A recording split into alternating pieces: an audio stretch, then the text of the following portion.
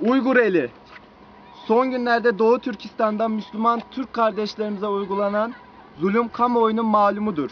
Çin Halk Cumhuriyeti'nin uyguladığı asimilasyon politikaları neticesinde sadece ve sadece Müslüman Türk oldukları için her gün onlarca kardeşimiz öldürülmekte, yüzlercesi ise ölüme karşı amansız bir mücadele içerisindedir.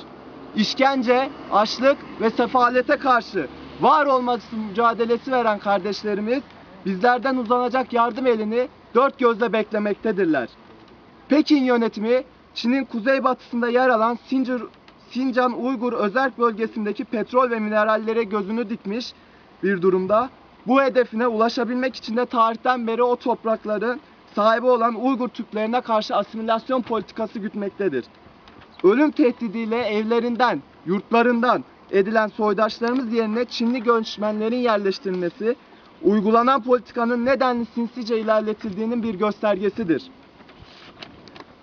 Tarih boyunca Doğu Türkistan sınırları içerisinde kurulan Türk hükümdarlıklarıyla Çin Seddi yapılmasına rağmen başa çıkamayan Çin Halk Cumhuriyeti, Doğu Türkistan'dan alenen son 100 yıl içerisinde resmen intikamını almaktadır. Birleşmiş Milletler'in raporuna göre Çin işgalinden bu yana katledilen Doğu Türkistanlı kardeşlerimizin sayısı 35 milyon gibi korkunç bir rakamın ulaşmıştır. Halkın hayatta kalabilen kısmı ise büyük baskılar altında ve dini özgürlükleri ellerinden alınarak yaşamlarını idare ettirmek mecburiyetinde kalmışlardır. Oruç tutmaları engellenen, camilerimize baskınlar yapılan ve Kur'an-ı Kerimlere el konularak maalesef ki yakılarak öldürülen Müslüman kardeşlerimiz büyük işkencelere maruz kalmakta. Fakat bu mücadelelerinden ve yurtlarından asla vazgeçmemektedirler. Bütün bunları göz önünde bulundurduğumuzda Meram Belediyesi'nin Çin'in Yuksu Belediyesi ile yapmış olduğu kardeş şehir protokolü ile hatırat olarak açmış olduğu Çin Yuksu Parkı ile attığı yanlış adımlardan bir an önce dönmesini umut ediyoruz.